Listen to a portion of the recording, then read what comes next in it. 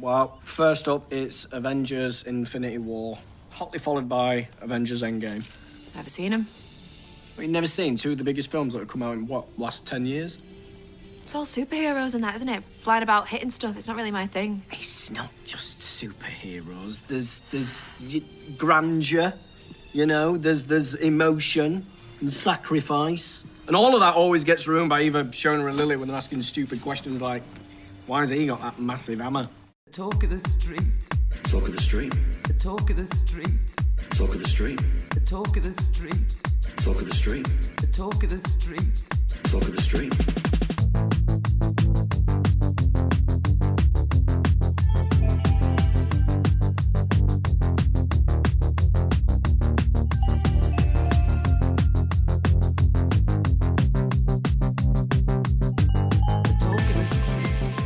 Welcome to episode 403 of The Talk of the Street, an unofficial Coronation Street catch-up podcast that actually knew a man from Nantucket who managed to spend his entire life avoiding humorous situations. I'm Gavin.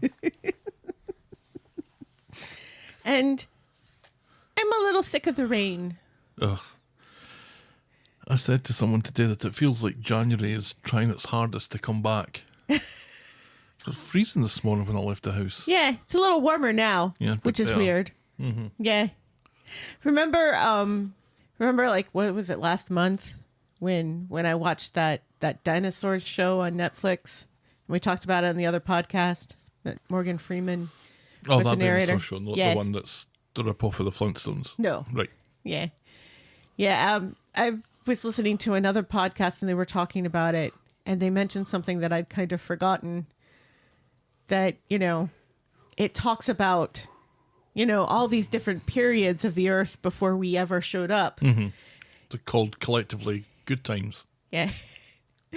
Well, they were talking about how during one of those periods, I can't remember which one, like it rained for 1,000,000 years.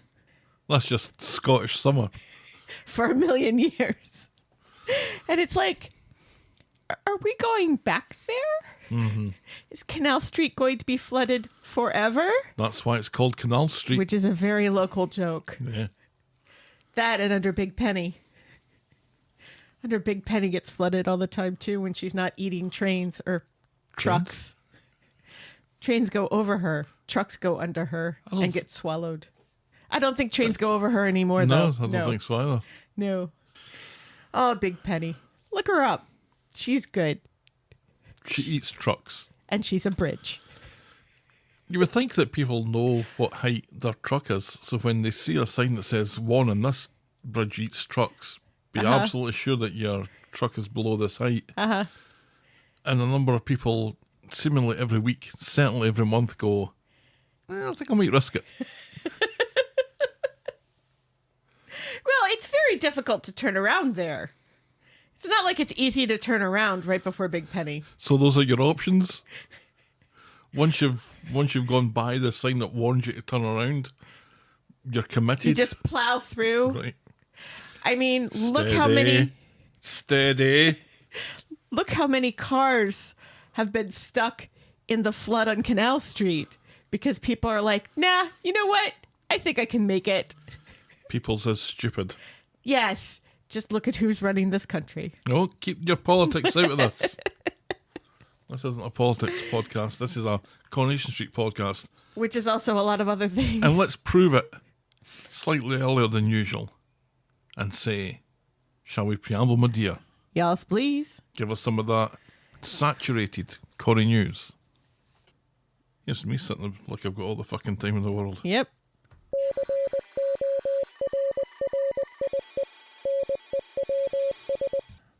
Paul Seed, who played Father Harris on Corrie in the early 80s. Paul Seed. Seed. As in something you plant in the baby ground. Plant. Yes. Has died at the age of 78. Oh dear. After Corrie, he became a director and won BAFTAs for A Rather English Marriage and Just William. So he did quite well for himself after he married Gail and Brian and then sprinkled water on Nick's head. I don't recognise him, but that doesn't mean anything. No, you were still a wee boy in the early 80s. It was on from like 79 to 81, so you were still Get my face washed. Watching cartoons in the bath in front of the TV in the living room. That's now a thing. While your grandmother That's now a memory of mine. while your grandmother scrubbed your bum. Oi. She didn't scrub. Oh dear. The Grim Reaper was busy on the cobbles as Angela Pleasance, who played Monica Sutton on the show, has died at the age of 84. Huh. So, and you won't remember her because she was on the show in like 1968. No, So, I wouldn't know her. no. But again, that doesn't mean anything. No. Yes. Both of them at one point in their careers was on Doctor Who as well. But I mean, No. that can be true of practically everyone who's British Yeah. and Everyone who's British gets owns a turn on Doctor Who. and has an actor's. I was the voice of K9. I wish. Exterminate! That's not what K9 says. Oh, who cares? K9's a good boy. And finally, Sue Devaney, Sally Carmen Duttine, and Jonathan Howard were seen in London, watching Sarah Poyser, a.k.a. Fiona, perform as Donna in Mamma Mia, with the Mamma Mia Instagram page hinting that Fiona, a.k.a. Poyser, will be returning to Corrie in the summer, Ooh. which has people going, ooh, if Fiona's going to be back at the show in the summertime, does this mean Carl lives? And it's like, she also knows Ronnie and Dylan and Brody. She's not there just for Carl. If Jonathan Howard, though, did post some photos on his Instagram of him on set this week, so it's looking fairly decent odds that he's going to survive. I'm not sure why he would do that. No. And maybe, I don't know. Maybe it's a good ghost. Remember when we were like really hopeful that what's his name? The kid we liked who was Damien's son who dated Amy, when we were excited thinking he might be back on the show because he was Yes. seen on set visiting Amy and Summer. And then that turned into nothing. That didn't happen. It didn't happen. Or it hasn't happened yet. That's true. And that's Corrie News. It hasn't happened yet. It's Corrie News. Now, normally I would say something that would provide a bridge between Corrie News and the feedback section that I like to call Everyone's a Critic. And But then, for reasons that we're about to go into, I'm going to skip the Everyone's a Critic section this week and ask, would anyone like to hear a dirty limerick? Debbie would. How weird was that? That was so bizarre. So last week, as you probably remember, we put a call out, and I'm not exactly sure what prompted us to put a call out for a saucy limerick about Roy. Told from the perspective of Mal pretending to be Alice. Right. Yeah. So that was the perspective, because we were talking about the fact that we still don't know what the heck is up with Alice. Where's Alice? That doesn't naturally lead to a limerick, I Right, don't think. yes. So something must have happened for But us then to... we were suspecting that Mal had been writing the letters and not Alice, and that maybe he was actually the guy in prison for a while as well. So then we speculated Mal writing Roy dirty limericks as the voice of Alice. So those were our requirements, and I think it also said that there would be a prize for the best one. How many did we get? I did not expect... How many did we get? I did not expect anyone to write in a limerick. I thought maybe if somebody would, maybe one person would. And you and I would write one. Yeah. And we would pretend that they were written by other listeners. Well, you would. Maybe I would. Maybe I wouldn't. But now you don't have to. We got how many limericks? So we got many limericks. 1, 2, 3, 4, 5, 6, 7, 8, 9, 10, 11, 12, 13, 14, Double 15, digits. 16, 17, 18 limericks. 18 limericks. One of them was mine. Oh, you're counting yourself. So I'm counting 17 mine. limericks. And some people wrote multiple limericks. Oh, dear. But because I'm turning this into a prize, the Gavin Broom Coronation Street themed limerick prize, because I'm the one that's sponsoring it. Dirty limerick Dirty prize. limerick. That's an important part. For the people who wrote multiples, I've picked what I think is their best one. Mm-hmm. So that leaves us with, I think, 13. Mm-hmm. So on this Coronation Street podcast, I'm going to read out 13 limericks. And then I will you're read gonna- one. And then you're going to decide which one is the best one. Well, I've written one too, so I can't decide. So yours isn't going to win and mine What? isn't going to win. How do you know mine's not going to win? Because that would be corrupt. What if mine is better than everyone else's? I'm a trained poet, I'll have you know. All right, let's start with Chris. And Chris's limerick is: There once was a man called Cropper whose best friend shacked up with a copper. I like it already. So he tried to get dressed but was met with protest as Carla stepped in to stop her. Oh, that's nice. Vaguely about Roy. Right, yeah. And what we're going to This is- what we're going to learn as we go through this is that the requirements that are set out have largely been ignored. Oh, And that's fine. well then I guess I win because mine is actually about Roy. They're all sort of about Roy. Yeah, but the they're dirtiness not- is supposed to be about Roy. And they're not all dirty. Oh, And a lot of people have discovered the word malice. But anyway, we'll get through it. Gary W's. okay. A lovely old man called Roy Cropper went to Freshco's with his tartan shopper. It looked fairly drastic, but cut down on plastic and gave him a place for his whopper. It's Whopper. Whopper. That's a good one, Gary. Mm-hmm. French Helen. I'm disappointed that this isn't in French. French Helen. French Helen's is... You could always translate it loses into the rhyme. French. There once was a woman called Alice who claimed to come from Inverness. Forced rhyme. I like it already. She wrote letters to Roy and was far less than coy about getting him in a state of undress. That may be my favorite so far. Really? I think Gary's is my favourite so far. No. She used Sorry, Chris. Inverness as a forced rhyme. Inverness. Mm-hmm. Deborah wrote in a couple. This is my favourite of Deborah's. Roy, who shuns trouble and strife in his day, must now find a way to keep danger at bay. With courage he'll rise to protect with wise eyes and ensure that sweet Bernie's safe, come what may. I liked what I was interpreting rise was meaning. Sharon wrote in with a few as well. This is my favourite of Sharon's. There once was an old Roy from the street who thought he'd found romance so sweet. He texted dear Alice, got fooled by sly malice, then hid out at Roy Rolls all week. I like the Roy's Rolls bit. Cameron from Edmonton writes, there once was a bloke named Roy who'd blush like a shy wee boy, thought of Alice's route with a tunnel to boot, with schedules and charts to deploy, and what Cameron did was add a gif of a train going into a tunnel, which I very much appreciated. Well done. Well done, sir. Dead Dear David wrote, there was a young woman from Inverness whose life was in a terrible mess, but when she saw Roy, she said, oh boy, and ripped off her sparkly dress. It's simple emotions driving Alice in this one. Just must rip off my sparkly dress. And it must be sparkly. Ian Les Paul's goes like this. I don't think I've ever read out as many limericks as this one after the other. In a long-lost Scots sitting room, by a fire in a bath sings wee Broom. Until one fateful day, he joined Team USA. Now all of his songs are on Zoom. Like we get the little me sitting in a bath by a fire image in there. Right, and not in front of a television. Having your grandmother scrub your bum. She didn't scrub.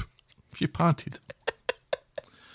Caroline's is a letter from a woman named Alice led to Roy to get a big phallus. Then along came Mal with his low morale. Next thing, poor Roy has a callus. It's a good one. That is a good one. Well done, Caroline. Pickles goes, there once was a lonely old Roy whose love life had ceased to bring joy. Mal wrote his Alice with letters of malice, and Roy spanked his meat like a boy. Now that is definitely dirty. It's very dirty. Well done, Pickles. It's not even subtle. The big dill. Rachel from that London. Not done. There was an old man named Mal who impersonated Roy's pen pal. He pretended to be Alice, he treated Bernie with malice, and ended up without the gal. I liked how this one actually had elements of the storyline in it, Oh. with Roy's pen pal. Ooh. Nicely done. Yes. Noel's limerick is, and this is the last one before we get to mine. And mine. Noel's is, in England there's a man named Roy. His train set is his favourite toy. He'd lay on his back on top of the track as it entered his tunnel of joy. Well done, Noel. All right. Those are the entries. Are you going to post all of these like on Instagram or something? I don't know if I have the... They've been submitted. rights. Yeah, they've been submitted to us, so yes, you have the rights. Why wouldn't you? Here's mine. There once was a man named Roy Cropper, whose bangers were a total showstopper. Without missing a beat, he'd whip out his meat and get to work with his chopper. Very nice. Thank you very much. Okay, let's hear yours. Okay. There once was a roll man named Roy, whose stories about trains did annoy. But he came up a cropper when Sean gave him a popper. Now he's open for all to enjoy. Damn it, I think that is the best one. It mentions pauper. And I saw that pauper rhymed with cropper. And I used cropper as a metaphor in his instead of his name. Mm-hmm. Came up a cropper. Mm-hmm. Yeah. I'm getting my money's worth out of my English degree. All right, which is your favourite one apart from ours?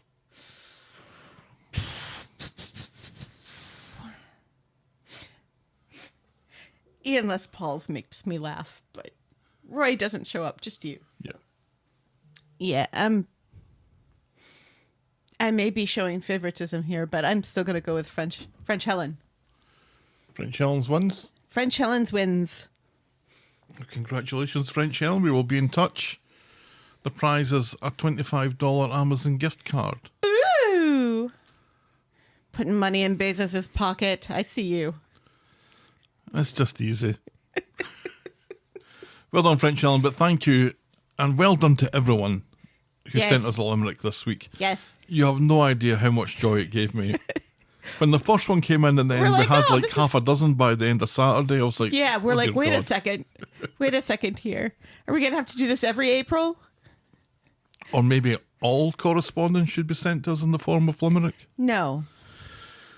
Damn it. But April is National Poetry Month, so maybe we Alright. have a poetry contest every Once a year. April. Sounds yes, good. once a year. And nobody can say that they haven't heard a lot of limericks today. Correct. And mine was the best. We'll now move on to We'll Podcast for Coffee.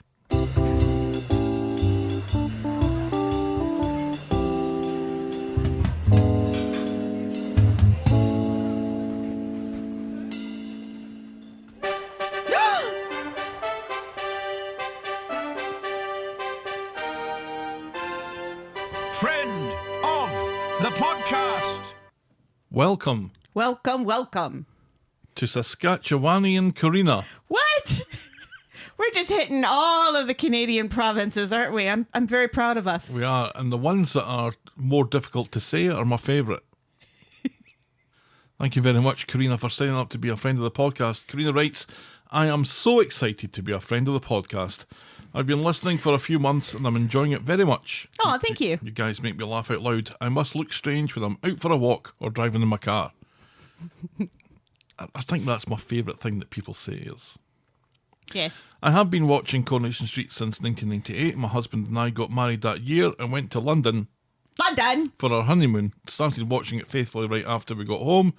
I think the sound of the opening theme of Coronation Street has burned into my kids' brains. They have heard it their entire lives. Yes, that sounds familiar. Yes, that sounds very familiar. We had one who was like, when he was 8, he was sitting with his wee little game console and humming the Coronation Street theme song, It's like, what have I done? completely unaware.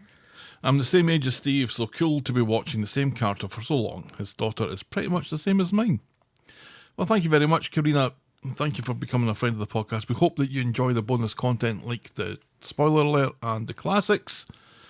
We have the Discord, if that's your thing, that you can join our expanding little community as we chat about Corrie through the week. But either way, thank you so much for becoming a friend of the podcast. We very much appreciate it. Also, thank you to, well, we've got some coffee bought for us as well. Ooh. The first coffee comes from someone who says, now you have to say my name despite having said that you wouldn't. So thank you to Holly Bobs for our coffees this week.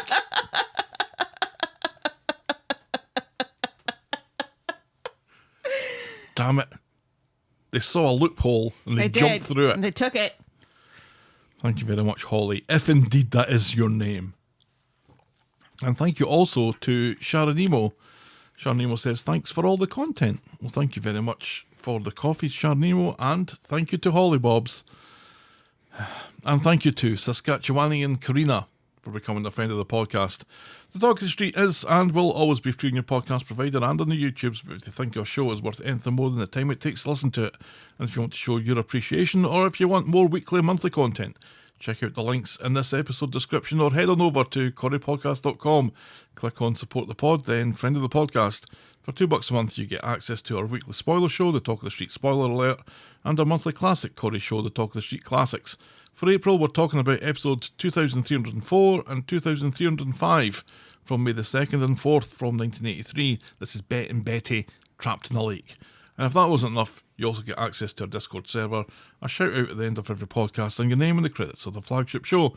If you prefer something a little less formal, you can also buy us next week's coffee by clicking Buy Us a Coffee.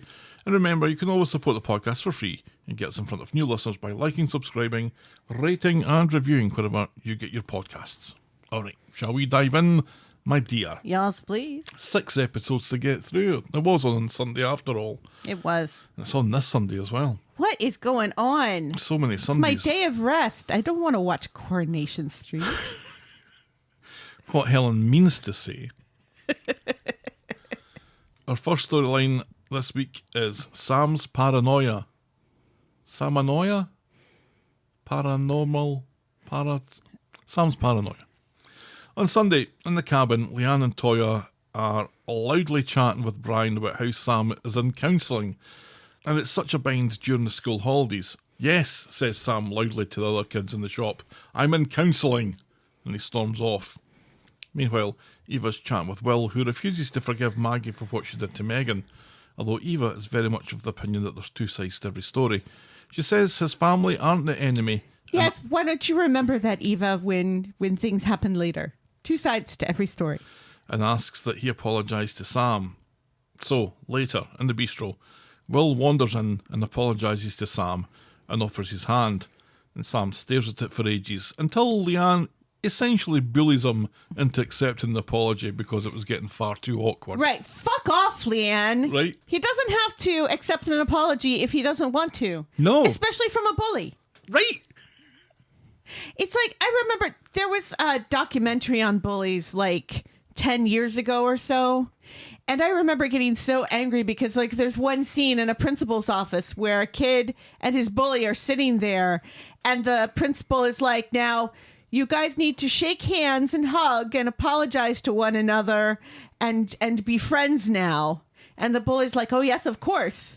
And the kid is sitting there thinking, what the fuck? Right. You don't have to accept anyone's apology ever if you don't want to. It is not your responsibility to assuage someone's guilt when they have done you wrong.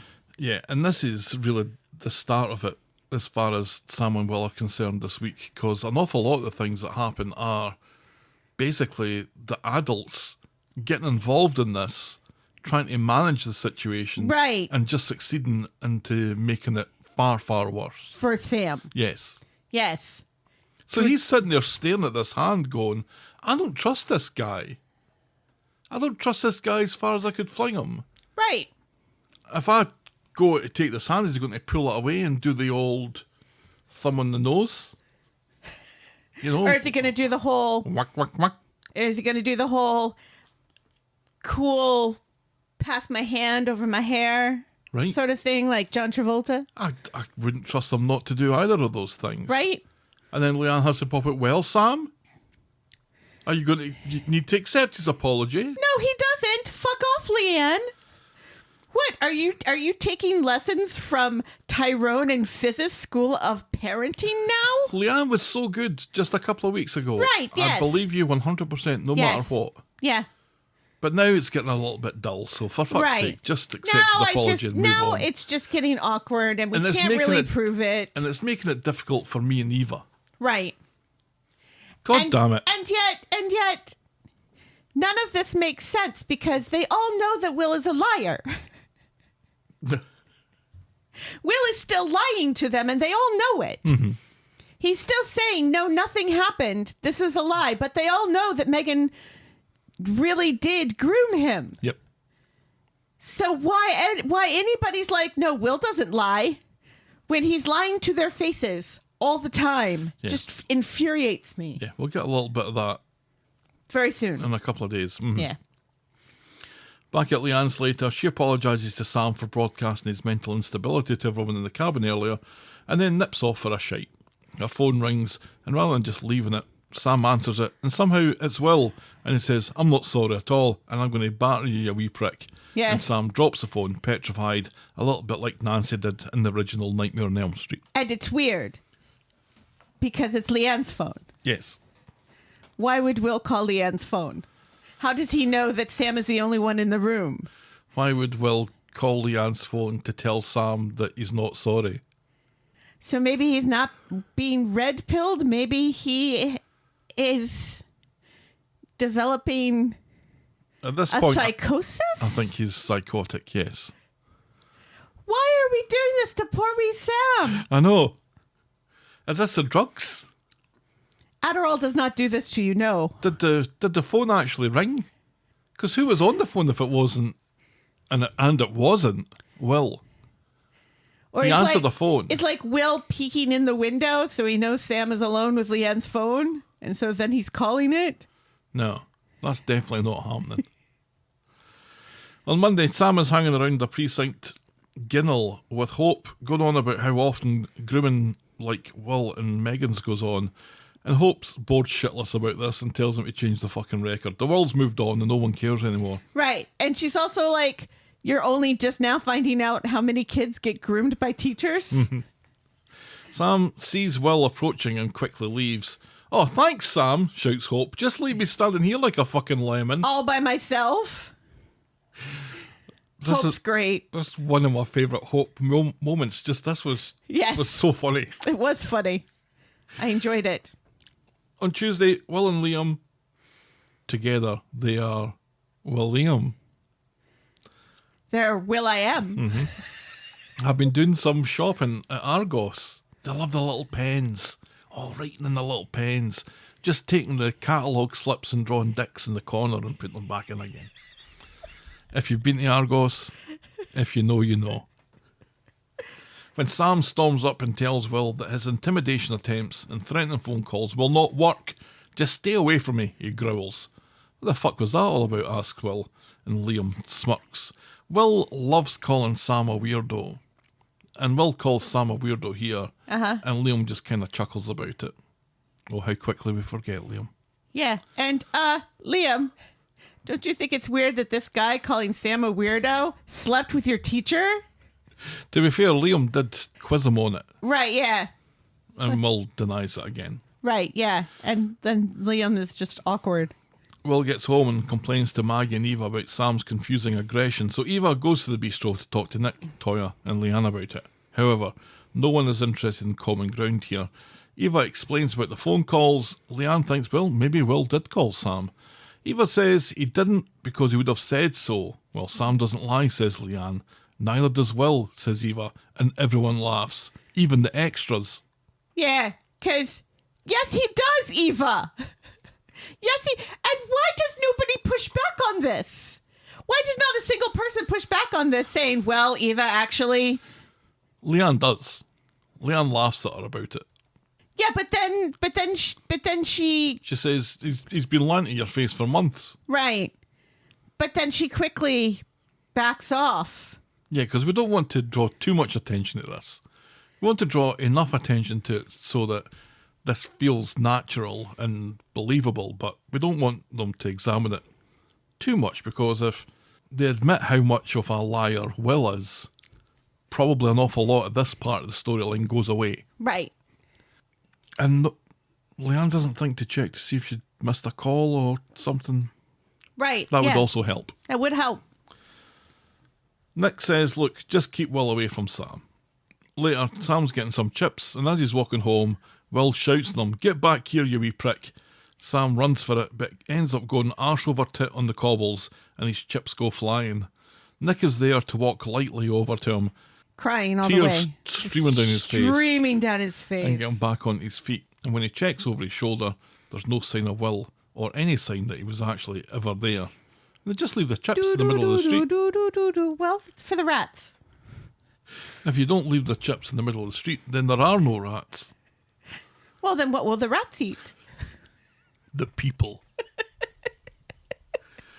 On Wednesday, this is just Tuesday, God, on Wednesday, in the precinct, Sam sees Will and Megan sitting on the bench, bold as brass, and he rushes off to tell Nick and Toya, and they pick up Leanne on the way to the Rovers to have it out with Eva. Leanne explains the accusation and Eva calls Will through, but he's been at home all morning and all he can vouch for it. They've been sitting about playing video games. This doesn't satisfy Leanne, who reckons everyone apart from Sam are liars. Later, there's a meeting at the bistro between Eva, Leanne, Toya, Nick and Sam, and they all agree that Will was abused and that he's a victim, but also that Megan's treatment of Sam makes him a victim too. Eva says that she believes Will was telling the truth and he wasn't with Megan, and when asked by Toya, Sam admits that he could have been mistaken. Leanne and Nick are impressed that he admitted he could have been wrong. Back home though, Sam sits in the dark, consumed by his thoughts. Yes. Was he staring at his phone? I'm not sure what he was doing or if he was just sitting in the dark. I don't know. It kind of seemed like he was just sitting in the dark, but I'm sure he had his phone. It just wasn't on because then it wouldn't be dark. On Thursday, for some reason, Sarah and Nick have come to the conclusion that what Sam and Will need is a night eating pizza and playing computer games together. Do that, and surely they'll become the very best of friends. Yikes. So Nick approaches Ben with this exact proposition, and Ben's all for it. Ben doesn't really care. When Nick says to Sam about a pizza and computer game night with Will, Sam smiles awkwardly and agrees. Later in the street, after bumping into Christina and nearly damaging her Scotch eggs, Sam sees Will, who shouts at him about being a pussy for grassing in the first place, and then speaking to his daddy to ask Will's daddy for a play date. Sam runs away as Will calls him pathetic and basically then tells him to kill himself. That took a turn. I don't like the way this is going already. No, me neither. And I certainly don't like the way this is going No. with Ghost Will telling Sam to kill himself. I think we've already covered teenage suicide on the street. Please and thank you. No more. Because of bullying. Yeah, we've covered this. No mas. No. No mas. And we never really get any conclusion to the pizza and computer game night to see how that went. No. I'm guessing Sam wasn't in the mood after this altercation. But, Although it may happen next week. Who knows? We're not done yet, though. yeah, because we still got Fridays. Yes. On Friday, if we were still playing our drinking game, remember if we played our drinking game? Neither one of us drink. But that's not what I'm saying. I'm saying, do you remember we used to have a drinking game? Did we? When we first started it, No. anytime we said ridiculous, we had to take a drink. Things like that. I don't remember that at all. We did it for about the first 6 months. Oh, I don't remember. I guess we said ridiculous a lot if I don't remember. We did, but there was a different word every week, and we would pick a word every week. And if we said that word, then we would take a drink. Okay. If was we a were long still time playing ago. that game that you can't remember, Yeah. we would be taking a drink anytime someone says, I'm worried about Sam. Nick says this to David and Nina's roles, and David remembers Sam retreating into his shell like this before, so what got him out of it that time? Nick sees Roy and spies an opportunity to turn this responsibility over to someone else. So they call Sam into Nina's roles, where he seems genuinely thrilled to play a few games of chess with his old friend Roy. I'm rusty, says Roy, so go easy. No mercy, says Sam, and he cracks his knuckles. And that's as far as we get with that storyline this week. And then they talk about bullying in another storyline. And Sam sucks a thoughtful tooth. Oh, what was that? I think I might About have skipped Mal? over that bit. Oh, yeah. Yeah. Because Sam's like, who's Mal? Yeah. Sam, it's like, Sam, where have you been, pal? Where have you been? You missed all of this. Lucky you, Sam. If only we had it so easy. This has often been a complaint of mine anyway, about wringing every last bit of drama out of a storyline. You've got the story where Sam is the one who kind of blows the whistle on this whole relationship thing. And you think, well, maybe this is his part in this storyline has now finished. But we have to turn it into something else. So we turn it into him with his weird... Conspiracy theories. Constant vigilance. His constant vigilance, his ADHD drugs, and now this psychosis, Why can't he just... schizophrenia, Why can't he just be... bipolar. Why can't he just be a nice kid who plays chess? And stares at the stars. And is maybe in love with Hope. As a friend to Roy. Yeah. That really brought home how little we see Sam with Roy I know. these days. Yeah. What's up with that? That it's got to the stage that Roy's rusty at chess. Right. That should never be allowed to happen. Remember when the juiciest Sam storylines got where he was in love with a girl in chess club? That's what I want for our Sam. Yeah, I'm not keen on this. Not keen at all. And I'm very much not keen on the way that the turn that it took this week into a mental illness story. Right. It was hinted in the spoilers, though, last week. Remember? Mm-hmm. We're like, he hears Will. Or does he? Also doesn't say very much for Will running if he can't catch Sam, who's running with chips. Right. And then running with Scotch eggs. Or did Christina have the Scotch eggs? Christina I'm had not the really Scotch sure eggs. because Sam had something in his hands as well, and Christina was walking in. So how did she get Scotch eggs if she hadn't even gotten into Roy's yet? Nothing makes sense anymore. It's Scotch Egg Gate. I would like that gate. Yeah. It's been a while since we had Scotch eggs. Yeah. It just feels like he's now being failed by the adults in his life on a daily basis. Yeah. Yeah. Which, The pizza and computer game night was so ill-advised. Leanne barking at him to accept Will's apology was, again, so ill-advised. right? The only one who seemed to be giving him any real proper consideration was Hope, and he ran away from her. Right. Well, she did mock him for not knowing that grooming children was a thing. And somebody at school got felt up. Yeah. And it's a bummer because it could very easily turn this whole thing into, oh, well, Sam is psychotic and is hallucinating, so he made up the whole thing.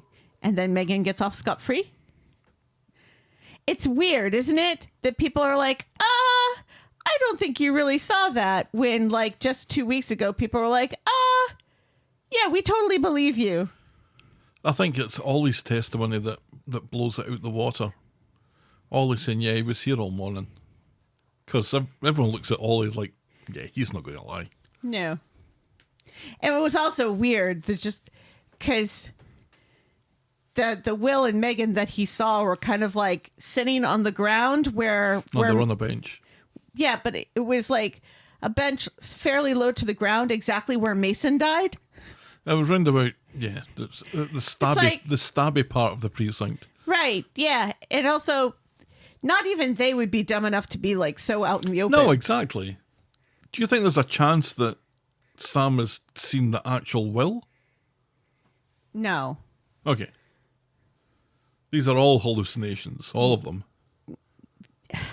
Now, see, this is the tough part. Are they all hallucinations? Because Will calling Sam a weirdo with Liam was real. That was real, yes.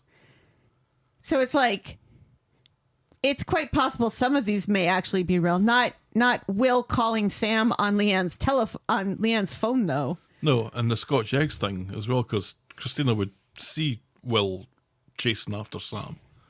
You'd She think, doesn't. But she also goes inside Roy's role, so she wouldn't have. No, I think there is zero chance that Will was actually there. and didn't chase him with the chips either. Right, because Nick would have seen him. Yeah. I don't know. I just don't like the storyline, the way it's going. I mean, I didn't like it already, and now they've just made it worse. Yeah. All right, we'll move on to Brother from Different Mothers, so they are. On Sunday, Steve's talking to Ben in the pub about Ollie and Amy. Seems the romance of the century is off, which would absolutely tie in with our understanding that Ollie was going out with Lauren at this point. Right. Ollie is a fucking player. He is a man whore. Ben's got more things to worry about, though, as he's still fixated with Maggie's comment about flesh and blood from the other day. To the back, she keeps on denying it and saying the past is in the past and she didn't mean anything by it, so Ben threatens to call Finlay. And this just about does it for Maggie, who admits that Alan isn't Ben's dad, and instead she got knocked up by some anonymous British squaddy that she met in a club. Ben is understandably furious about this. Right, yes, because he's British. Yeah. Yeah. So if we needed anyone to define who was most likely in the IRA, probably Maggie. So Ben is We furious should about be this laughing at that. and his mother's failing memory on the matter, but it gets worse later when Steve comes back to announce to the pub that Ollie and Amy are currently getting it on at his place after all. Maggie shits herself and everyone runs round to number one, where indeed Ollie and Amy are winching the faces off each other rather Why? awkwardly. Yes, it was awkward. I felt awkward watching them be awkward. Yeah. Even without them being related, it was still kind of uncomfortable to watch. Right, yeah.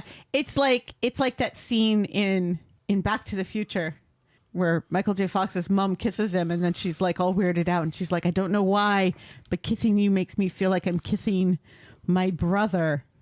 So it's like subconsciously Amy and Ollie know that this is awkward and not right, but they don't know why. Their hands aren't moving in a Right. natural sort of way either. Yeah. It's like all headspace.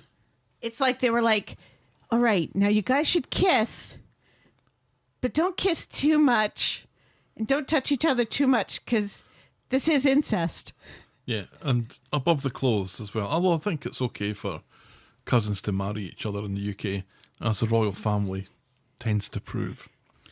Amy reacts to the knocking door rather bizarrely, like she thinks that they're in Ollie's house, as she goes to answer in a huff. Who could that be, she says, at the knock at the door. How's Ollie supposed to know? This is your house, Amy. Yeah. And then she's like, oh, all right, I'll answer it, shall I suppose I'll get it. Yeah, because it's your house. Maggie barges in, followed by Ben and Steve, and she insists this depraved union comes to a halt because the two of them are cousins. Kissing cousins, it seems. Steve doesn't believe it. His dad might have been many a thing, but he wasn't a cheat. But Maggie proves to him that she knew him in the biblical sense by telling him Jim's name, saying that he was from Belfast, and loosely describing his moustache. She admits to knowing since Halloween, which infuriates Ben because this means she'll let him go to his own dad's funeral without letting him know that it was his dad. Well, he's a bit of a prick here to Amy, blaming all this on Jim's inability to keep his penis in his underpants. Amy is too busy vomiting to care. Ben and Steve are in shock. Ben points out that they're brothers. Steve asks if they should go paintballing together. Steve throws everyone out, looks at the memorial service booklet on the dresser and tears it up. Yes, and Maggie says that she knew because there was a picture of Jim on top of the sideboard. On top of the sideboard, like on the shelf. And I'm like, I'm pretty sure she opened the door underneath the sideboard and it was something underneath. Well, that was how it looked, but I think I can imagine her opening the door and then then looking up. Yeah, because her eyesight would be right in line. Mm-hmm. I think that works. I kind of skipped over Ben's reaction to finding out that Alan wasn't his dad.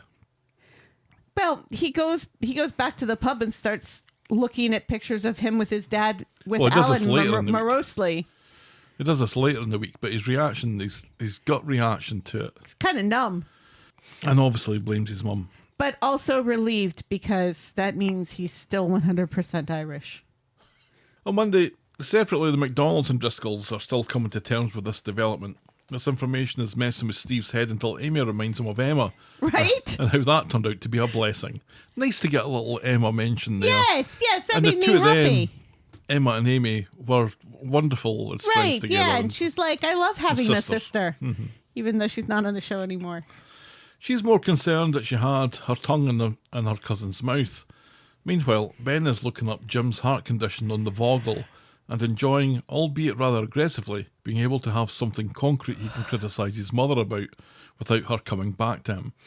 Maggie admits that she knew about Jim's condition at his wake, which Eva thinks was kind of important information for Ben's specialist to know about. Yeah. Steve meets Ben in the bistro later. He has a secret. Ben guesses that Tracy is his real mother. But Steve wants to tell him about the hereditary heart condition, but Ben already is well aware. Well, says Steve, look on the bright side. I don't have it. By which he means it's not necessarily a death sentence. Right, yes. Plus, Ben has already told his consultant about it and they await results. Everything else, test-wise, has come back clear, we discover later, and the palpitations are likely just stress. In the pub with her girls later, Amy looks longingly back towards the back room of the Rovers, and Ash encourages her to go and talk to Ollie if she's hankering after him so much. Ugh! It's complicated, says Amy. Bitch, you have no idea. Yeah. On Tuesday, we're back to the enormous Rovers kitchen. Woo! You need something that's It's a TARDIS. on the scale of the meth super lab from Breaking Bad and Better Call Saul to make some hot pots. Ben's going through old photos. Well, remember, reminiscing- Ollie's making fancy food now, so now it makes sense. Yeah, hot pots and oysters. That's why I need this incredibly large kitchen. Reminiscing about his dad, who knew that he wasn't his dad. Eva thinks this is the same as Ben with Susie. It isn't really. Ben's still not talking to Maggie, and the end of her sniping is caught by Sean, who's quick to tell Lauren and Gemma about what he's learned, but warns them not to tell anyone. Laura, though, immediately approaches Ollie for the goss on him and Amy being related. Ollie asks her to keep it under her hat, as the family want to keep well in the dark about this for as long as they possibly can. Well, good luck with that, says Sean. Right. The cat is out of the bag. Ben's still snippy with Steve as they chat about how fucked up everything is later. At least the kids seem to be dealing with it better, says Steve, which Ben chooses to take as an insult. Amy and Ollie are chatting about the situation in a booth and about the heart tests that Amy's already done, and she offers to help him through it if he needs it. And then Lauren comes over and she's decided that she's going to be a bitch today and congratulates them both on keeping it in the family, and she's got a biggest shit-eating grin on her face. Yeah. I'll go fuck yourself, says Amy. And Ben catches wind of this and he's over in a flash and tells Lauren that if she doesn't keep her mouth shut, she'll be out of a job. Lauren, who a couple of weeks ago said that she needed this job, doesn't look particularly bothered about it one way or the other. Ollie gives Ben a hard time for overreacting, said that he had it in hand, which he didn't. If you know what I mean. Then on Wednesday, at Nina's rolls, Amy bounds in and speaks to Will. What's up, cuz? She says. Will hasn't the first fucking clue what she's talking about, so Amy has to explain what cousins are. We're not related, says Will. Just as Ollie shows up, and Amy quickly backtracks, makes a weird noise, makes her excuses, and leaves. Will looks like he hasn't twigged, and appears to be looking to see where his toasties got to. But the penny must drop soon after that, as he storms to the pub, and thanks his dad for keeping him in the dark about all this, about the potential life-threatening disease, and worst of all, making him look slightly foolish. Ben says he was only trying to protect him, but this cuts no cheese for Will, who stomps off through to the back room, and that's as far as we get with that storyline this week. Yeah. So finally it's out. Finally, it's out. It's out and about. It's oot and a boot. And there's still people who are like, oh, I'm shocked. So shocked. And it's Who's like, shocked? Are you shocked? Are you really shocked? Who was shocked? Just people online. I can't believe this happened. I'm so shocked. Shocked. Shocked, I tell you. Shocked by which bit? I don't know. That they're brothers. That they've been foreshadowing this for weeks? Yeah. Okay. Remember. Some people don't pay attention. Remember. We barely pay attention. Media literacy is like on the way out about so many things. Yeah, I think because it's been foreshadowed for so long, it felt like it wasn't that much of a Impact? yeah. Yeah. Or a revelation. Yeah. I mean, it was fun seeing Maggie squirm. Yeah. That was good. Yeah. And it was fun watching her like run in and say, "You can't kiss your cousins." That was funny. I enjoyed that.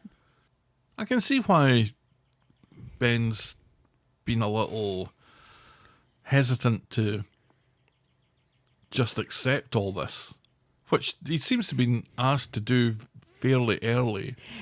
What's weird to me is the fact that Steve doesn't really want to accept this.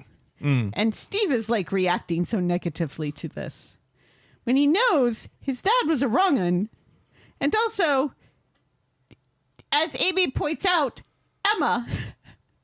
So none of this should be, but like the way he's like, what do you want to do? Go play paintball? That was weird. It was funny, but it was weird. Yeah, it was a good that line. He was going to react this way. You'd think that he would love, he loves Ben. You'd think he'd love the fact that they're brothers. Yeah, and I have no doubt whatsoever that we will get to that point fairly soon. Do you think, though, that Ben's got the heart condition? I think he kind of has to have it, doesn't he, for the story? Yeah, because they keep talking about it. They keep talking about it, and they keep talking about and ringing off all the people who don't have it. Right. Steve didn't have it. Amy didn't have it. Does Steve's other brother have it? Andy doesn't have it. Andy doesn't have it. So Ben's really got to have it. Otherwise, what's the point of mentioning it? Yeah. Yeah. And it's brutal. It's brutal having it hanging over your head. Those blood results, waiting for them to come in. It's terrible. What's worse is when you get the results on the portal and you're not quite sure what they mean. Or you get some results on the portal and then you have to wait like another week and a half for the other results to show up in the portal to say whether or not you have like a rare blood cancer or something. When you say portal, Yes. do you mean the potty? No. Oh. I mean the portal. Like I know you don't go to the doctors very often, Gav. That's a joke. That's what I'm getting at. But most doctors' offices and hospitals and stuff, they now have portals on the internet Portals. where Portals. where you can like pay your bill or leave messages for your doctor or get your results before your doctor's appointment. So you can see on the portal that for some reason, all of a sudden you have a really high red blood cell count or something. See, I think even if I did go to the doctor, I think I would prefer the doctor to be the one to explain it all to me. I don't think there'd be much use in telling me any of this ahead of time. Right. Because I'm just going to look things up. Right. And get probably the wrong answer. And get very anxious that you may have a rare blood cancer. So this portal, as you call it, yes. I think I'd be avoiding it. You know what's the worst though? The worst is when you get your blood drawn at like say your local hospital, but then they have to send that blood out for testing. So then you're getting emails from like 3 or 4 different portals for your same blood result. There are multi-portals? There are multiple portals. Yes, it is a multiverse of portals. So I don't like the multiverse. So I'm getting, results from the Eaton Rapids Medical Center, but I'm also getting results from Sparrow, but I'm also getting results from LabCorp, and then for some reason I'm getting results from the U of M. And then the Ford people for some reason. The car company? No, the Henry Ford Medical Company, which is, adjacent. It's better that you keep your details away from that car company. They've got my blood already, Gav. It's all over. Yeah. What were we talking about again then? Before you started saying portal 1,000,000 times? That's a funny word when you say it as often as that, isn't it? Yeah. And what's Lauren's fucking problem all of a sudden? And what's up with this Ollie and weird Lauren, triangle? This weird triangle. It's like I thought Amy and Ollie had already broken up because he loved Lauren. Because Lauren walked in and he made like a Tex Avery wolf face. Yep, his eyes popped out. There was a old-timey car honking noise. And there was steam coming out of his ears. There was definitely steam. And he went, woo woo! Which is the train noise that you were talking about. And his shirt rolled up. Right. And then his heart, which was shaped like a heart, started pounding out of his chest like this. and so on and so forth. Etc., etc., etc. But the way that we left it, I think, was Lauren was pissed off because Ollie didn't tell her about Will and Megan. Right. When she had given him a bit of information Right. that he had chosen to ignore or Right. play down. And then when it all came out in the pub, she stares at him and then kind of wanders away. Right. That was how we left it. But we've had this thing where, like, they talk to one another, and Will's like, "Why are you doing this? I thought you didn't like me." And Lauren said, "No, I like you a lot. Your grandmother's a nightmare, though." Your nan. I don't really care for your nan. Yeah, she wants to fire me for making googie eyes at you. But now she wants me to make googie eyes at you. But it went from that to, Ollie's given Amy another try because we forgot that we need to have them together so all this can come out. It just seems so strange. And then Lauren's attitude towards them Yeah. doesn't do her any favours, does it? She seemed to take pleasure in the awkwardness. Yeah. But, it could also just be bants. Oh, well, that's a universal coverall, isn't it? Right, yeah. When in doubt, bants. Yeah. Because Lauren tends to take bants too far, but she means well. Yeah, I don't think this is bants. Her bants register is She's got to keep off kilter. She's got to keep her bants in her pants. No more limericks. There once was a girl called Lauren. No. All right, we'll move on. Our next storyline is Tim's grooming. On Monday, Debbie sends Ryan off to buy Easter eggs for Lou's kids after hearing that Sally's idea of an Easter treat was to allow the girls to paint boiled eggs, which Ryan thinks is Dickensian. I used to do that. I used to do that as well. And then you roll them down a hill. And then you realise that eggs are really bad at rolling down a hill. And then your parents hide them, and then they get panicked when there are fewer eggs found than were hidden. The girls are thrilled when they see what 50 quid can buy you on Easter Monday, and Tim sets about Unbelievable. hiding them in the garden. I know how much chocolate costs these days. That was unbelievable. It's just weird that we don't get Easter eggs here. What do you mean? We get Easter eggs here. Not like these Easter eggs, you don't. Like Easter eggs with like jelly beans and stuff inside them. Like a big chocolate shell. Oh, you can get those, but most of I'll our never see them. most of our big chocolate things are bunnies and crosses, and sometimes sheep. Yeah. I don't know what any of that's got to do with Easter.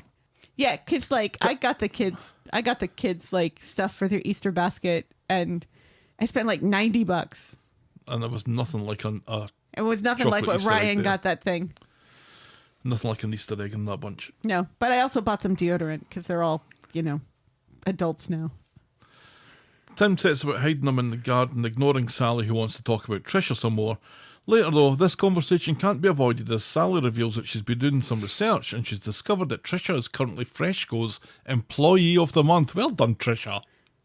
On Tuesday, Sally Who's and she Tim... banging for that honor?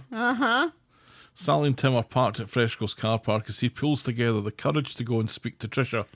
He's worried that she's on home ground and she's Employee of the Month, so security will be on her side. It's hilarious what Tim thinks Yes. Employee of the Month affords her. Eventually, he plucks up the courage and off he goes, leaving Sally in the car. While he's gone, she's listening to a quiz on local radio. Apart from birds, says the DJ, name an animal that lays eggs. Platypus. Horse, says the listener. This country is doomed, says Sally. Platypus. Tim comes back after a while. Trisha is in Spain and won't be back for 2 weeks. Do you believe him? But at least he got the big shop done while he was in there. Yeah, I think so.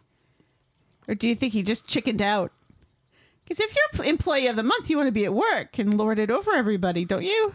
You wouldn't want to be away on your hollybobs for like 2 weeks. I don't know if it's that big a deal. That's spoken truly like someone who was never Employee of the Month. Never. Not even close. I was phoned up by somebody that was going to offer me a holiday somewhere. Uh-huh. And the woman said, in which country would you find the pyramids? That was the question to win a holiday. I just hung up. On Wednesday... You should have said, like, Machu Picchu. Chili. Yeah. And then she'd be like, no. And you'd be like, yes. It'd be like me last night, indignant, when they said Charlie and the Chocolate Factory instead of Willy Wonka and the Chocolate Factory. Yeah, I was going to say, this sounds more like something you would do. It On Wednesday, Tim is sick fed up at Steve going on about Ben. You're not the only one with problems, you know. Later in the pub, he admits to Steve and Brian that he reckons he might have been groomed after all, after he saw how young Will looked the other day as he gormlessly ate a packet of crisps. Right, and Will is older than Tim was. Yeah. Steve promises to be by Tim's side through this, no matter what. That's nice. That is nice. That's as far as we get with that. So an awful lot of nothing really happening about anything apart from Tim has finally... Accepted that he was groomed. Yeah, which he kind of started to do last week, I feel. So I don't know that we've actually pushed this forward very much further. Although it did give us Sally arguing with the DJ on the radio, which is funny. Name an animal that lays eggs. Horse, says the listener. Superb. Platypus. So you think maybe he is just chickening out? He chickened out and just did the shops, which was also funny. Yeah. You've been away for ages. Well, did the shop. Yeah, so apart it did give us some fun moments. It did. We'll appreciate it for that. Right, next up, sister from the same mister. On Monday, Jodie's late for work. David gleefully announcing that he's got the day off, the house to himself, and he plans a movie marathon. And the movie marathon consists of watching 2 Avengers movies. Yes. It's not much of a marathon, really. Jodie likes the sound of this and takes a sickie to watch them with him. On Tuesday, David's a bit of an asshole these days, and he swapped his cracked bin with Swain's, getting it all clear from Jodie, who's hanging out the Swarla laundry as part of her babysitting duties. When she gets home later, though, she pretends that Swain spotted the bin swap, fired Jodie on the spot when she learned that she knew about David's scam, and threatens to take her to court. He's outraged until he sees that, ha, Jodie is just joking. This is a wonderful prank. Ha ha ha. The pranker has become the prankee. Oh. He laughs, because it makes you think, doesn't it? Does it? On Wednesday, Jodie's working at number 6 again when Swain comes home from work after a long night shift. She offers to make her coffee, and Swain's a bit of a cow to Jodie, ordering her not to put too much fucking milk in it, because she likes the taste of coffee that she's spending a fortune on. Swain leaves her work portfolio on the breakfast counter, and then is called over by Carla, who gives her mail. It's her divorce. It's finally come through. Woo-hoo! And not a moment too soon, what with them getting married in a couple of weeks.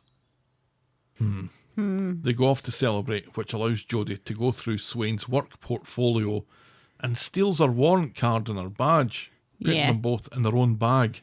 Yeah. Later, when Swain comes back, she apologises to Jodie for being a cow. Jodie looks at the badge in her bag, thinks, nah, fuck it, and steals it anyway, as she leaves for the day. What is Jodie going to do with this badge? Because now that she's got a police badge, that opens up a whole world of pranks, doesn't it? Well, it means she's got something new for her box. On Thursday, Jodie is fucking bone idle at Nina's Rolls, always on her phone, and it's driving Bernie bonkers. This goes on for some time until Bernie fucks off to bingo. Just bingo, not bongo bingo. And she leaves Jodie to it. This is the thanks I get for launching an unrequested 1-star review bombing campaign on Bernie's behalf, she tells Gemma, and reveals that she's been posting 1-star reviews on Mal's website. Yes, and... Mal has a website? And, posting, ridiculous things, like, he took a poo in my living room. It's like... He took a shit on a Persian rug. Yeah. And he disappeared with a deposit and never did any work. And Gemma thinks this is the funniest thing that she's ever heard. Ugh. Oh, Gemma. Gemma's wig's back to normal. Thank God. So it's not a wig anymore, do you think? Maybe not.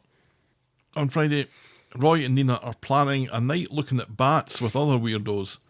Separately, he's heard from Mal, who he was tracking down to get a safety certificate from, and apparently Mal is moving back to Inverness. I wonder why, says Bernie. Good riddance to bad rubbish, says Gemma, unusually cheery, and she quickly leaves. Realising that Gemma knows something, Bernie corners her and learns about Jodie's caper with the 1-star reviews. That's still giving Gemma a giggle to this day. Yes. Bernie just hopes that Mal doesn't think that she's behind it. Right. So later, they load up the Woody, ready for an evening of looking at bats with other weirdos. And talking of weirdos, Mal is spying them from his favourite corner as they prepare to leave. Inverness my arse.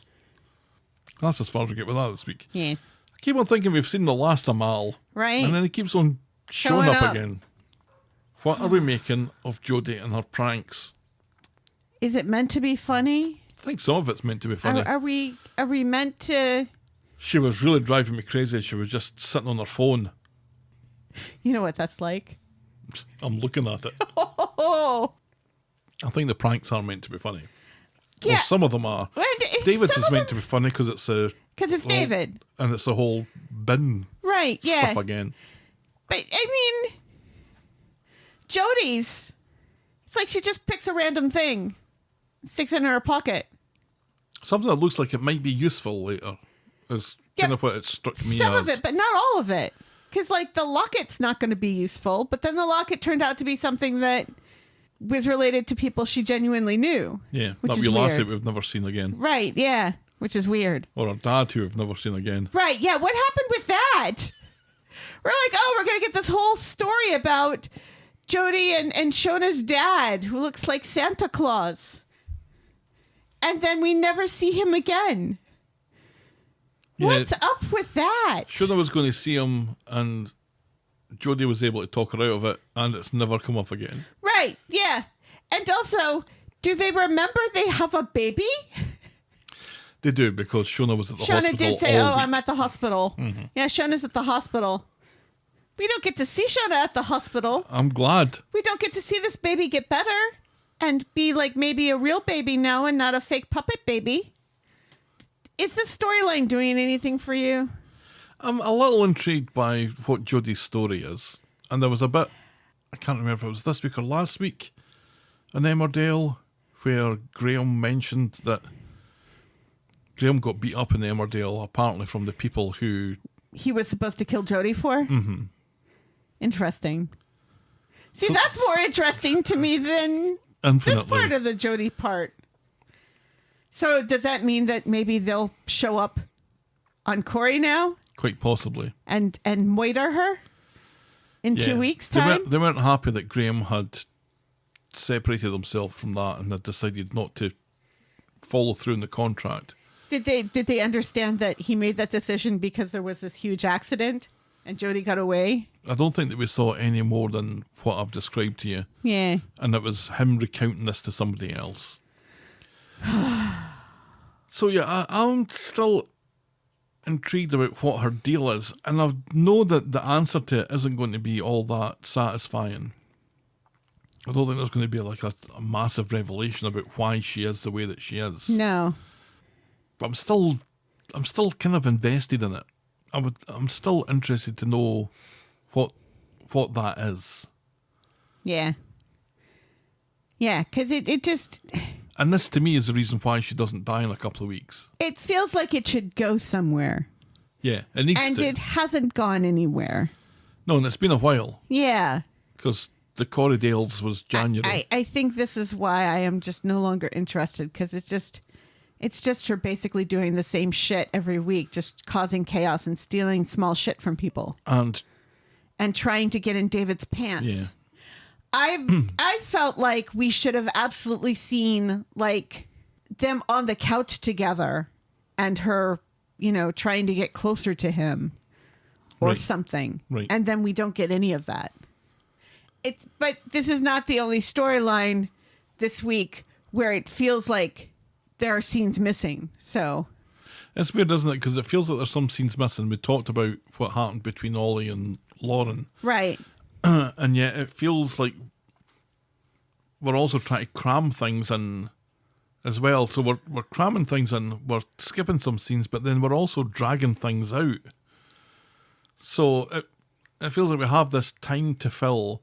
We've got these storylines, and the storylines will fill this time, but maybe not with an awful lot happening for some of them. Right. And I think generally speaking, recently the pacing of the storylines has been better, and especially over the last couple of weeks, I've enjoyed the way that the stories have developed over the week. But there's still some, and the Jodie one's a great example where it just doesn't feel like it's getting to the nub of the matter. Right. All right, our penultimate storyline then is Theo No Sleeves. On Thursday, Sarah speaks to Christina about the bother Shuttleworths is in, and she's shocked to learn that Todd hasn't even been shown face and hasn't returned any texts about the situation. So off she goes to see Todd, who is waving cheerio to Theo, who's off to work. When he's gone, she psts him and asks for a couple of minutes. Todd is very conscious that he's on the ring camera, so when Sarah makes a big deal about this and refuses to leave, he covers the camera with his back as he ushers her in. The mere fact that he has to do this should be a flag for him, and he should recognise it, but he doesn't, because as soon as Sarah's in the flat, he's asking her what cockamamie ideas that she's got in her stupid blonde head today about his relationship with Theo. Well, for a start, you're covering the ring camera. For a start. Let's talk about that. Yeah, and yet she doesn't push back using this at all. Sarah says that she knows that he's scared of Theo and says that she would text him, but she doesn't want Todd to get into trouble if Theo finds him and reads them. Todd insists this is bullshit, but then he hears Theo on the stairs and he forces Sarah to hide in the bedroom. Yeah. This is yet another. Again. And she isn't going to do it. No. And then he basically begs her to. Right. And she doesn't say, oh, so what does this mean then, Todd? Mm-hmm. Toddicles. Theo comes in and notices the 2 cups and can tell Todd's lying when he says that he was drinking 2 mugs of tea simultaneously just to see if it was possible. Come out, wherever you are, calls Theo, and Sarah sheepishly comes out the bedroom, but then stays to finish her cuppa. Theo says that she's always welcome. She makes tentative plans to see Todd tomorrow and then leaves, and as soon as she's gone, Theo demands to know why Todd would betray him like this. What are you going to do to me? Todd asks. Nothing, says Theo. Nothing for now. On Friday, Gary is encouraging Theo to get his fucking finger out and get his stuff out of the builder's yard. And Theo either doesn't seem to be in too much of a rush for this, and then he wants to change the subject and plead his case to Gary, saying that Todd is no angel, and let's not forget who put whom in hospital. Gary doesn't give a fuck. Yeah. And doesn't want to hear any of this. Yeah. And reminds Theo to get his stuff out of the yard. Yeah. And then to piss off away from everyone, and then they'll all be happy. Yes. I like how Gary is not even listening. Just like, I don't fucking care what you have to say about this. Yeah, even if Theo is making what on the face of it is a fair point. Mm-hmm. But it's not really, because like, we've seen Todd with jam on his face. And he saw Todd shaking hands and stuff. And also he remembers Liam's bullying, even though it seems like Liam has forgotten about the bullying. Right. So Carl overhears this and enjoys taking a piss out of Theo, who is even less popular than him. Theo tells him to do one. Carl says, you might have offed the vicar, but I'm not scared of you. Later, Theo's getting his gear from the yard and Gary needles him some more. If I was this monster, says Theo, don't you think I'd have booted the absolute fuck out of my ex-wife? Well, maybe you did, says Gary, and your kids, and that's why they hate you. And this makes Theo fucking furious. When he leaves, Gary gets on the phone to Sarah with an idea. So later, at the bistro, Sarah meets Danielle, and unfortunately, no one calls the other person a slag. Sarah comes out. Sad. Sarah comes out with it, and after explaining why Todd means so much to her, she asks if Theo ever beat Danielle up, and she is shocked. Shocked, I tells you. But notably, she doesn't answer. She just says, how dare you? How very dare you? As Todd and Theo wander in. The fuck's going on here? Somewhat privately, Danielle asks why Sarah would ask such a question like that. And Theo says she thinks I'm an abusive partner. You are an abusive partner, says Sarah. Well, keep me out of this, says Danielle. You're on your own. And she leaves. When she goes, Theo threatens Sarah to stay out of his way and then fucks off. Oh, what have you done, says Todd, looking very uneasy about this. In the pub, this is all retold to Gary, George and Christina. Christina wonders if they can find someone to bump Theo off. Want me to make some calls? Asks Gary. Hey, joking. It's funny how long it takes for him to say, no, I'm just kidding. Yeah, he lets it sit for a while. Christina and Sarah stare at him in horror. Christina's like, why did I say that out loud? Yep. Back in the flat, a drunken Theo comes home claiming to have spoken to the people who are employing him, and they want him in Belfast ASAP because Theo's scaffolding work is so sought after. So he's booked him on a ferry. We're out of here, he tells Todd. And that's as far as we get with that this week. I was really disappointed on the Danielle part. Me too. I've I been was looking really forward to looking this for forward weeks. to Danielle coming back and for her to be spicy and call somebody a slag.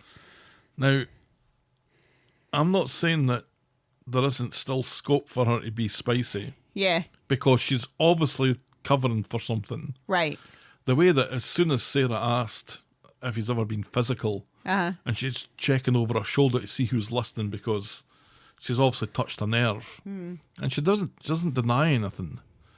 And then she says to Theo, "Why would she ask me that?" I wonder if she beat him up. That would be interesting. I thought it was interesting when, she says the dumb thing about how they have something in common. They both turn men gay. Mm-hmm. And Sarah doesn't say, "No, dear, that's not how gay works." Yeah, she said, "Yeah, not sure I agree with you on that one." But anyway, Yeah. But anyway, back to the subject at hand.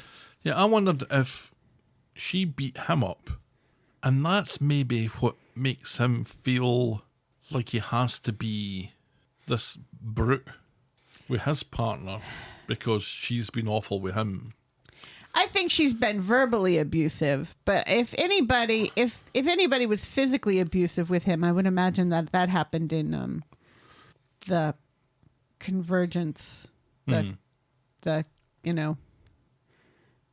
pray the gay away camp sort of thing, because that's where people shout at you and tell you that you're nothing and you're going to hell because you're a deviant. You don't want to be a deviant, do you? So you have to be this other person. Did Danielle know Conversion about therapy. this? Yeah. So why was it a surprise to her that Theo was gay? I don't know. Because apparently there was this whole thing where he came back and they got married and stuff, and how she was so proud of him and her parents were proud of him, and they insisted that they get married, because so that would prove that he wasn't gay or something. I don't know. The whole story is so convoluted at this point because they did this whole 180 with, no, we're not going to do this story about conversion therapy, which is really important and nobody really talks about. We're going to do something easy and have Theo beat Todd up. Mm-hmm. So we're having to kind of reverse engineer parts of this, it Yes. seems. Yeah, because I was like... Yes, because remember, Noah... legally, he's supposed to see his kids every week. Legally. This was agreed on in court. And yet they haven't shown up because plot. He has a right to take Danielle to court for that. But he doesn't because plot. Or why doesn't he? If there's another reason, like he's scared of her.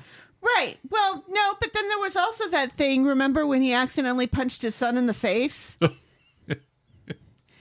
And they brought it that up was in good. court and they... I don't know. Why are you laughing about that? It was funny. It was funny. But anyway, If you saw it in real life, it wouldn't be funny, but not... The Coronation Street was funny. in the court and everything, they're like, "Oh no, well we have this other there's you're on the record for being abusive and hitting people before." Like there was an altercation at work or something with him, remember? Yeah, he's been violent. He's got violent tendencies and it's on the record. I seem to remember there being scope for some of those violent tendencies to be her, and he just took the blame for it.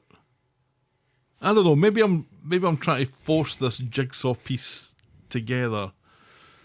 But I don't You're know. trying to give Theo an out and I don't like it. I don't think that we've seen the last of her, and I think there's definitely something to this that Sarah's touched upon. It was still nice to see her again. All right, our final storyline tonight is Sucks to be a Webster. On Sunday, well, it seems the courts were in session on Easter Sunday and decided to let Debbie out of prison. Right, yeah, and we don't get to see any of it. Nope. Because the first thing we see is her in regular civilian clothes on the swing set. And it's a child's swing set. And I know they're all child swing sets, but this is a particularly low down one, I thought. I was about ready to say, I have pictures of you on a swing set, sir. I love a swing set. But I'm on the Swinging with grown-ups. wee Betty. I'm on the grown-ups ones. There are no grown-ups ones. Yes, there are. And she makes straight for the precinct in the kids' swing set while she listens to Annie Lennox in her head. In the pub, Kev hasn't seen her out yet, deciding that it's best to let her have some time with Ronnie, but Ronnie's straight to the pub wondering where the fuck Debbie's got to. And also, what happened to your facial hair, Kev? Because he let her go to Freshco's all on her own. Why? Gemma isn't even sure Freshco's is open on Easter Sunday. Right, yes. Debbie, though... It's good that Gemma remembers that it's Easter Sunday. That felt like it was just thrown in there, because this does mean that Debbie got let out on Easter Sunday. Sunday. Yes, when the courts are most definitely open on Sundays. So, Debbie, after her replaying the swings, is there to see Carol, and she pretends not to know who he is just to fuck with him a little bit, but then they go back to her place. He apologises again for what he did after the crash, but claims that he only did so because he thought that she was dead, so that makes it fine. Debbie admits that there was a part of her that didn't want to come home so that she wouldn't be a burden. Carol says that she's loved and that he loves her, and she says that she loves him too, and she calls him son, and this seems to flip a switch in them. By the way, I owe that Fiona chick 10 grand or I'm going to need to leave for Germany, he says. Debbie sighs and says that she'll take care of it. And I felt it was clear at this point that she knows that he's taking her for a ride. On Monday, I'm back, bitches, shouts Debbie as she enters her hotel. Ryan is thrilled to see her, although Ronnie is worried that she's not taking it easy and reacclimatising. This, says Debbie, is how she does that, and she pats him on his wee head. Later, Carl is nipping Debbie's ear about getting his money, and she tells him that these things take time thanks to a little thing called money laundering checks. Ronnie catches wind of this and is shocked to learn that Debbie has given Carl 10 grand to pay off Ronnie's ex, Fiona. Carl thinks this is none of Ronnie's business, but Ronnie makes it his business and he gives Fiona a call. Carl, meanwhile, has been told that he's working off this money at the hotel, but when Ryan tries to give him a shift, Carl is more interested in drinking beer and saying that his mum owns this hotel and Ryan can suck on his balls. So Ryan complains to Debbie about this in front of Carl, calling Carl a snake and that he can't work with him. Debbie smooths it over by offering Ryan more money. That seems to be the way that you get Ryan to come round. You promote him or you give him more money. Works for me. Ryan goes off to answer the phone. Hello, manager speaking, which allows Carl to nip Debbie's ear again about his 10 grand. In comes Ronnie, fresh from seeing Fiona, but not like that. And he announces that Carl owed Fiona 5 grand, not 10. So Carl is fleecing Debbie once more, skimming 5 grand for his own pocket. Debbie, who was looking a bit weary about all this yesterday, has had enough. We're done, she tells Carl. He protests, saying that he was desperate, but Debbie doesn't care. Why don't you go sucking your own balls, she says. Meanwhile, not everyone is pleased that Debbie is out. Summer is fucking furious, calling this a slap in the face. In the shop, Asha thinks that Debbie's dementia is a mitigating factor. Well, don't drive then, and especially don't drive when you're drunk, says Summer. A passing Abby wonders if Debbie was even driving in the first place, and then she leaves the shop without elaborating. In the pub later, Summer keeps playing this conversation over. If Debbie wasn't driving, then that meant that Carl was. On Tuesday, the bar at the Rape Hotel is jumping thanks to Ryan's 2-for-1 cocktail offer. Problem is, the cocktails take too long to make, and he's working on his own, so Debbie offers to help out. Where's Raphael? He seems to be just I see him wandering in the about. background quite a bit. I bet he knows his way about a cocktail or two. Debbie offers to help out and hostess the fuck out of the clientele. One table have already complained about the delay, so she grabs a comp bottle of champers and goes off to schmooze. This is a group of women doing some wedding planning, but Debbie seems coked out of her tits at this point. Yeah, and all she of a goes sudden. far too far with the banter, is altogether too familiar, and reckons that the bride's mother is a bit of a goer. You know what I mean? It gets worse when Tracy and Mary show up and join the table for a meeting that they've arranged. And this goes on for some time as Debbie makes whooping noises, complains about her sweaty arse, and tells the ladies to keep their hands off her Ryan. Tracy has a private word with Ryan to get Debbie under control, but she's uncontrollable. And when she starts reciting a limerick about a young man from Nantucket, the women angrily leave without paying and threaten to write bad reviews. Debbie is dumbfounded. What did I say? Back home, Debbie is in a more sober mood. Tracy has already told the ladies about her dementia and covered most of the cracks, but Debbie throws in a free meal to sweeten the deal. At least no one mentioned that she's just out of prison for killing a vicar. Ronnie thinks that she should take it easy until she's back to normal. Normal, says Debbie, and she worries that this ship has already sailed. I felt like that scene went on far too long. Debbie with the ladies? Yes. Yeah, me too. It's like at some point, Mary or Tracy or Ryan or Raphael or somebody should have said, oh, Debbie, we really need you over here. Or something, instead of just, because they do that at first, but then she comes back and it's like, then they're all just kind of like hovering over her, staring at her dumbly while she's being inappropriate. And it's like, somebody do something. I think Debbie knows how to schmooze. And I think that that's sort of muscle memory. I don't know what she was doing here, but she wasn't schmoozing. No. She was being inappropriate. She sat down at their table. Right. She started eating their food and drinking their drinks. And she Right. knows not to do that. Does the dementia do that to you? Yes. Does it? Yes. It makes you very inappropriate. Remember when she smooched Ryan on the face? Oh, yeah. Yeah. Oh, it was uncomfortable to watch. It was uncomfortable And to it went watch the on, one too long. And it did go on for too long. And nobody says, she has dementia. You expect at least Mary to say something. Oh, I feel kind of bad then because I was finding it difficult to put that down to the dementia. Really? You thought that was really Debbie? No, I thought this is them doing Debbie Like, as a caricature of something for some reason. It didn't feel like it was. I didn't feel like it was Debbie. no, it's And the dementia. and it didn't necessarily feel to me like it was Debbie with dementia either. Yeah, it's the dementia makes you just kind Oh, of, I remember what you said.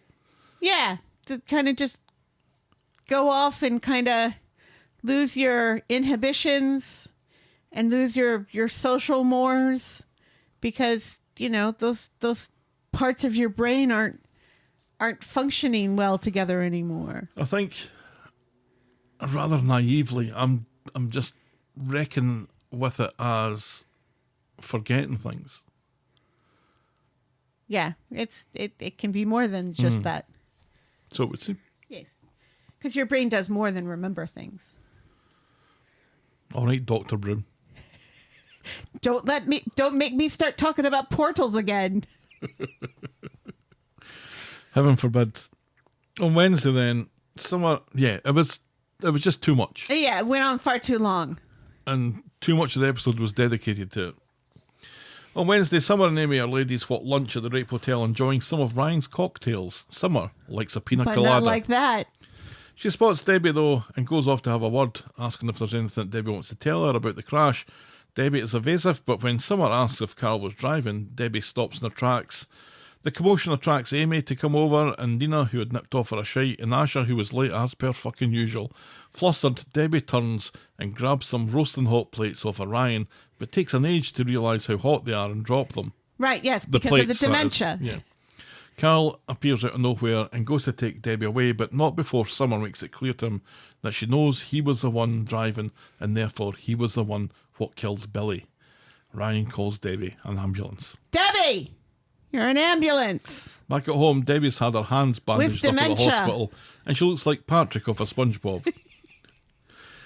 And I think she's wearing a pink jacket at the time as well, which just Right, which just makes the whole Patrick thing, vibe. yeah. Mhm. He apologises for the other day and promises that he doesn't want her money, he just wants a relationship with her. She worries about Summer, but he says she has no proof, and he promises to take care of it. He leaves when Ronnie arrives. He's making dinner, and she asks what it is. Spag bol, he says. He asks if her episode today could be related to the dementia, and she reckons that they should arrange to get a scan.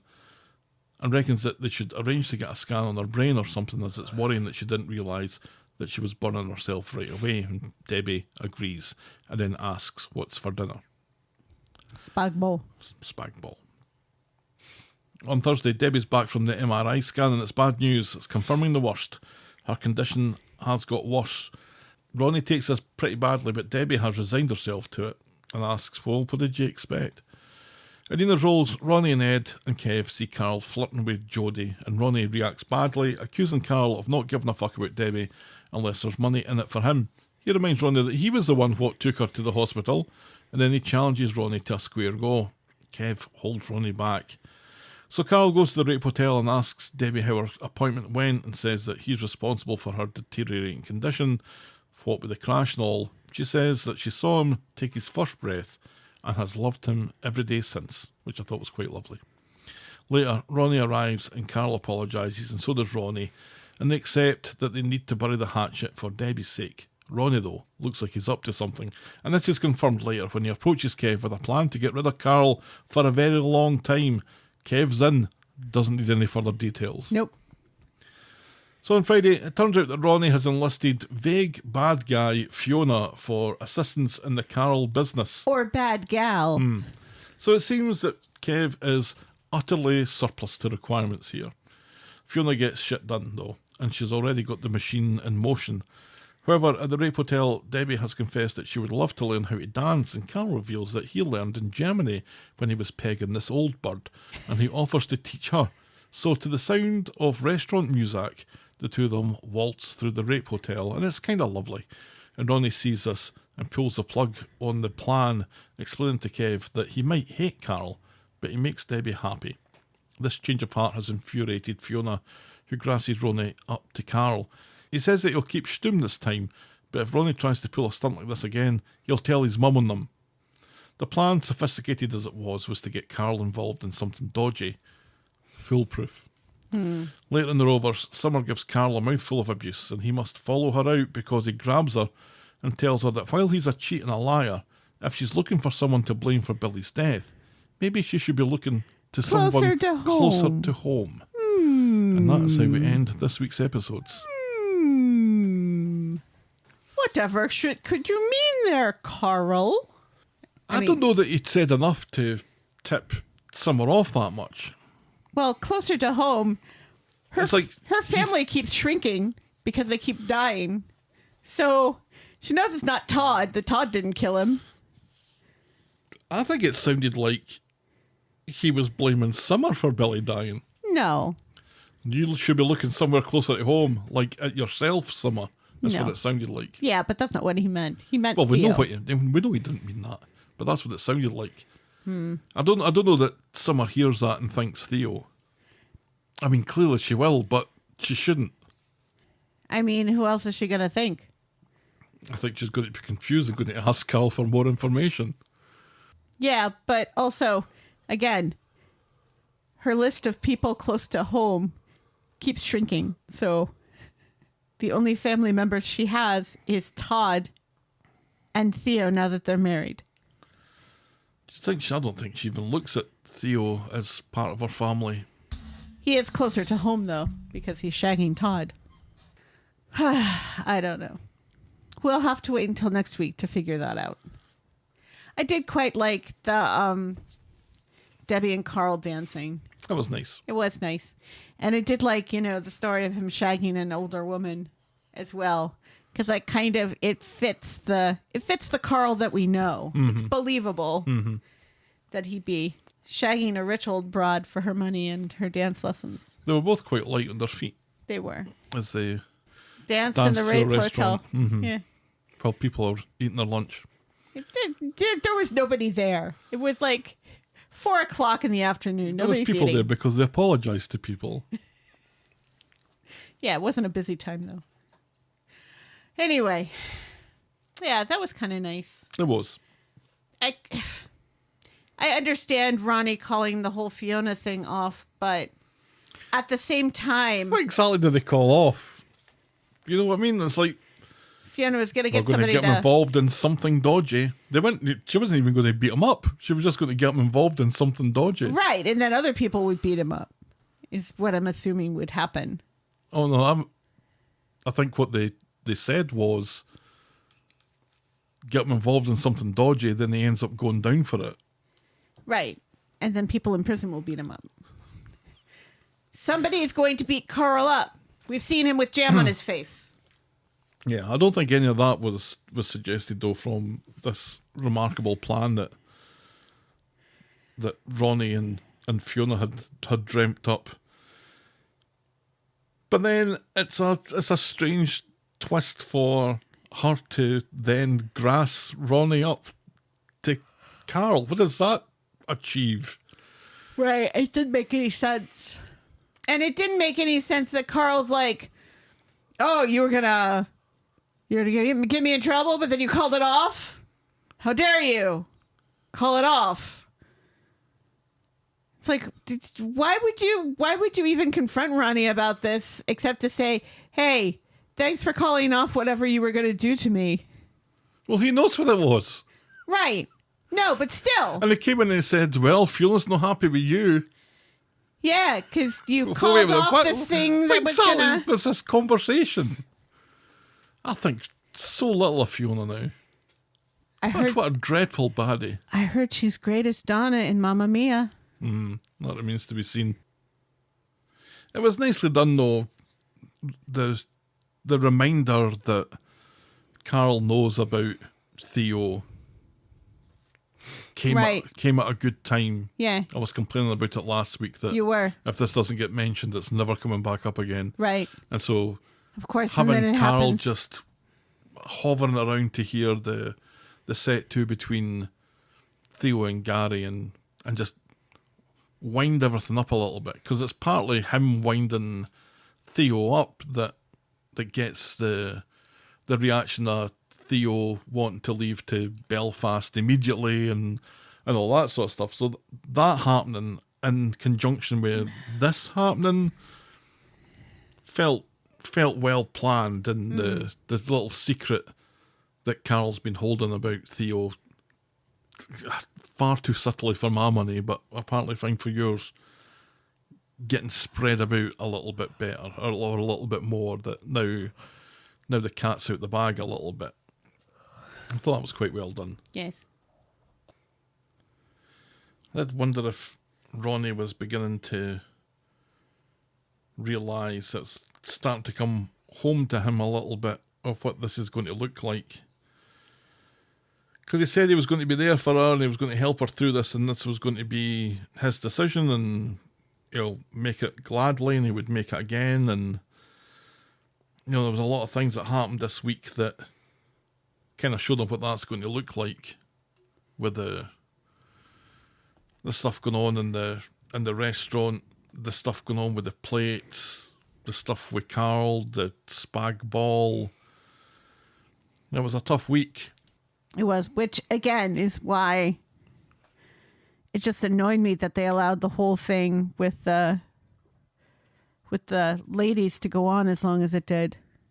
It gets to a point where it's like, yes, we get it. She's acting inappropriate because of her dementia. We get it.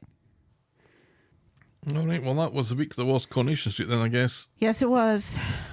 Ella, what was your moment of the week? Maggie shouting at Amy and Ollie that they're cousins. Really? Yeah. You didn't think that was good? It's just kind of like bursting in and just like finally, because she has to, because the show pretended that Ollie and Amy were still a thing. What would you say moment of the week was? I think the bit I enjoyed the most was probably Hope. It's not really a moment. That's That's like exactly what it was. her shouting about lemons. Oh, well, fine. Maggie forced into the revelation of Ben's true parentage as our Moment of the week. Moment of the week? your boring moment of the week. Oh, gosh. There was no Ken, there was no Chesney, there was no Daniel. Is it Roy explaining to Bernie that they don't actually catch the bats? They just observe them? No, I thought it was quite funny that Bernie thought that they did catch the bats. I thought that scene was quite amusing. Really? Because the explanation went on too long. Is it Jodie on her phone? I think it's Will doing his T-1000 impersonation as he's chasing after Sam. That was dull. But it wasn't, because it was a hallucination. So it wasn't really It wasn't really what? dull. The hallucination was dull. I didn't think so. Well, you gave me Maggie, so I'll give you Will. Will, either real or otherwise, doing a T1000 impersonation is our Boring moment of the week. Yay! Alright, time for our Yeah Mitts section, which I forgot to do last week, and it seems that Twitter is punishing me by only giving me 4 votes on the poll this week, which was split 50-50 That's between weird. me and Z. Normally we get upwards of 100 or round about 100. So 4 is ever so slightly less than normal. Chris writes, it's been a while, so here's a book I found called Flashback, just so you'll play the sound effect again.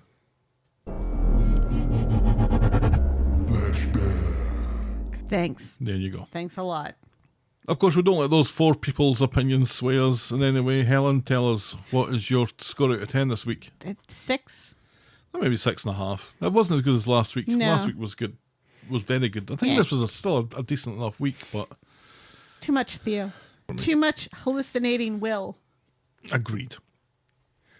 All right, let's wrap this one up then. This episode was brought to you with thanks to our friends of the podcast. Daisy, French Helen, Pickles, DT, Wendy, Noel, Canadian Helen, Christy, Shandy, English Victoria, Aurora Yvonne, Heather Westerfield, Russell Whiting, Brittany Porter, Laurie Anna, Tina, Leah, Tara J, Fiona B, Canadian Jennifer, Josephina Tingy, Anne Greenwood, Trisha, Sarah Purbrick, Ali Q, Hunker Munker, Darren, the artist formerly known as Seal My Fridge, Pamela, Marge JT, Tom Ambrose, Christopher Anstey, Terry in LA, Joe T, Corey Dales, Matthew McInerney, Welsh Emma, Matthew S, Rachel B, Uranium Jennifer, Catherine Monchero, Gary Heatley, Pam but not that one, Una, Amy, Jenny Roll, Ozzy Alley, Oi, oi, oi. Chris Horrocks, Cameron from Edmonton, Matt Birch, Library Jen, Jack DeMarner, David MacArthur, and Saskatchewanian Karina. Woo! Thank you ever so much, folks, for your support. We very much appreciate it. If you've ever inadvertently started a poetry competition, write in to tell us about it. We're the talk of the street at gmail.com, and we're at Corrie Podcast on Twitter, Facebook, Instagram, Threads, and Blue Sky, where you can reach us the old-fashioned way, the talk of the street, PO Box 12, Eaton Rapids, Michigan, 48827. Our spoiler show will be available shortly after this one, and in this month's classics, we're talking about episodes 2304 and 2305. Get access to this exclusive content by becoming a friend of the podcast. Find all the links at corriepodcast.com, and be sure to check out our pop culture sister podcast, The List of Lists. AI is scary. Thanks for making it to the end of another episode, and we will be back next week with more. I'll talk of the street. I'll talk of the street, y'all. Bye. Cheerio.